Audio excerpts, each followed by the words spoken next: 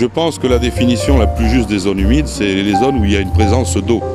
Ça peut être aussi bien un lac, un étang, une rivière, un fleuve, un marigot, une mare, une zone côtière, une lagune, un estuaire.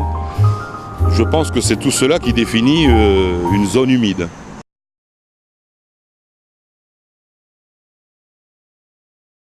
Lorsque l'on s'en tient à cette province, et particulièrement à l'île Mandji, puisque quand même c'est la capitale provinciale, on s'aperçoit que les atteintes à ces zones humides ont été assez importantes, voire même totalement destructrices de l'environnement dans ces zones-là.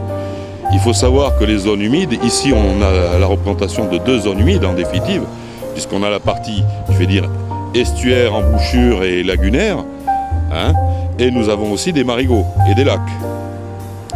Donc si on prend déjà la partie zone côtière, la partie mangrove, on sait que la mangrove est un écosystème extrêmement riche et en plus extrêmement producteur économiquement. Pourquoi je dis extrêmement producteur économiquement? C'est qu'il faut savoir que dans les mangroves, d'ailleurs, je pense que ce n'est pas un secret pour tous les Gabonais, d'où proviennent nos crabes farcis, en majorité des mangroves. Si l'on détruit ces mangroves, qu'est-ce qui va se passer? On ne va plus trouver de crabes. Donc l'un de nos plats nationaux va disparaître. On aura de plus en plus de mal à trouver le produit. Ensuite, après, vous avez les coquillages, par exemple les perles, les palourdes, où il y avait des gisements qui sont en train de disparaître du fait que l'on désensable, on creuse des trous, donc les gisements disparaissent. Il faut savoir que les zones côtières, entre autres les mangroves, hein, ces zones humides très importantes, parce que surtout quand on parle de zones humides, c'est sur toutes ces parties-là en définitive. Hein. Faut bien, à 80%, je dirais, c'est cela qui concerne, je vais dire, la journée mondiale de l'environnement. Parce qu'ici, bon, on a les marais, mais bon, peut-être pas aussi important comme on pourrait les trouver dans les pays occidentaux. Hein, on a des marais aussi, mais pas de la même manière, pas constitués de la même manière. Donc ici, c'est quand même la mangrove. Cette mangrove est une réserve pour les espèces, que ce soit toutes les espèces qui vivent dans les océans, et que ce soit pour les espèces de volatiles, et voire même d'animaux terrestres.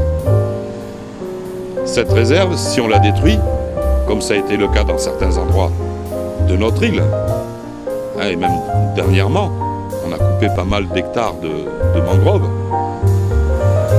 hein, et on ne voit pas quel est l'intérêt d'avoir détruit cela si les choses ne vont pas jusqu'au bout, jusqu'à leur terme. Dans ces cas-là, il faut peut-être envisager de replanter, ce qui permettrait de mettre certaines ONG peut-être à contribution pour les aider à replanter, ce qui ferait un peu de travail à certaines personnes aussi. Hein.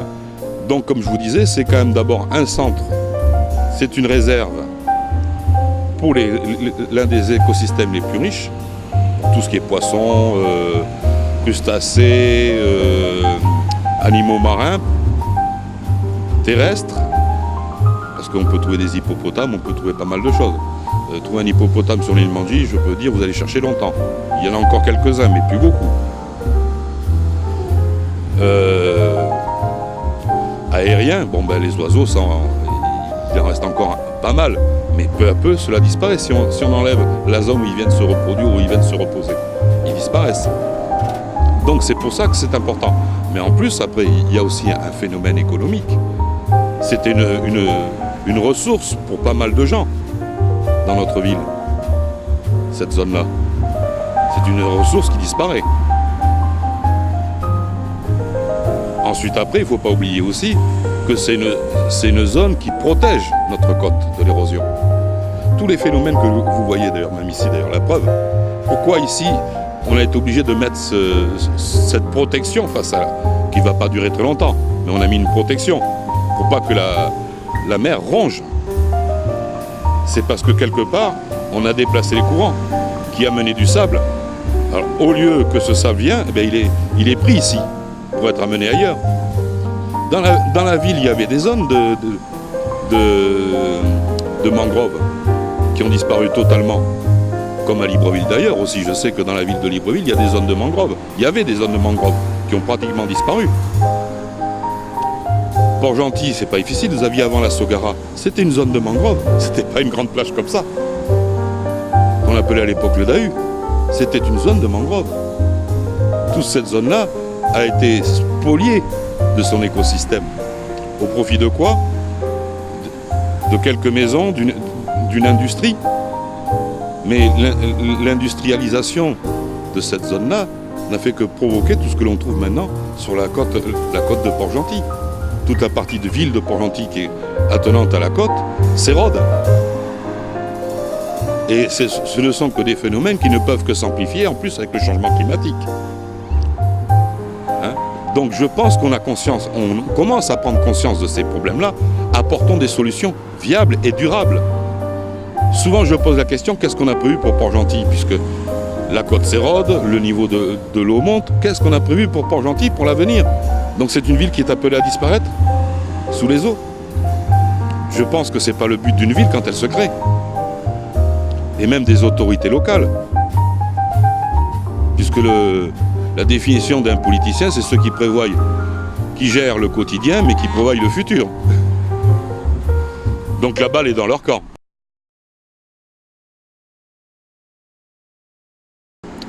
Ben écoutez, je pense déjà l'avoir pas mal abordé dans ma première discussion. Hein, il faut bien comprendre que sans ces protections-là, les côtes vont s'éroder.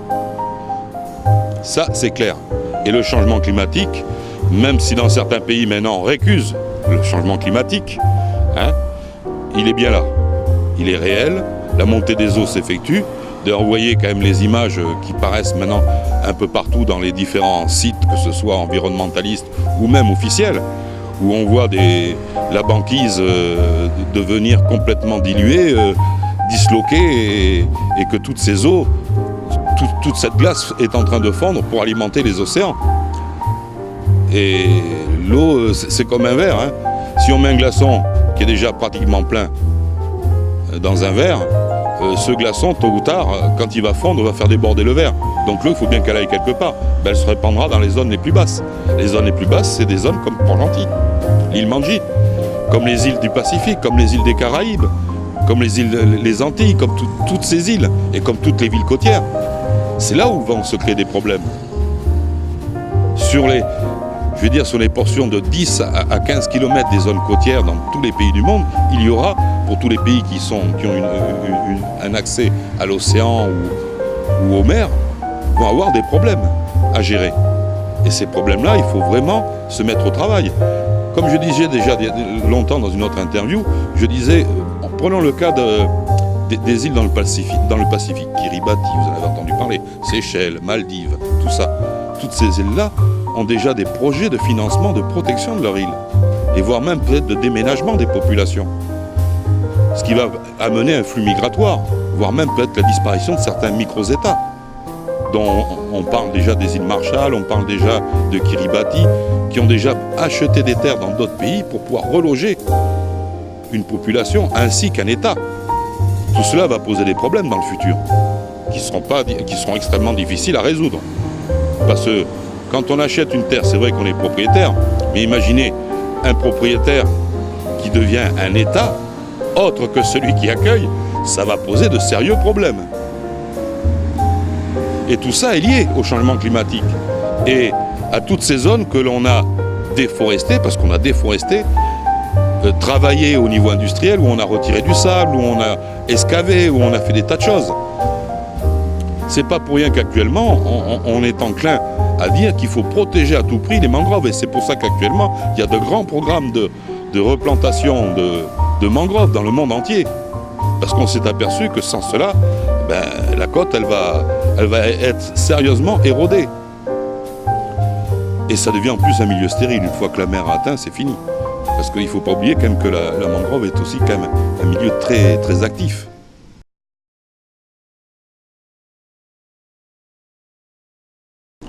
Ben écoutez, je pense qu'il faut d'abord apprendre à réfléchir avant de faire quelque chose, ce que faisaient très bien nos anciens. On peut croire que beaucoup de villages, que ce soit dans notre pays ou ailleurs, ont été installés par hasard. C'est une erreur. Ce n'est pas le hasard qui a fait les gens s'installer à un endroit. C'est parce qu'il y avait un intérêt.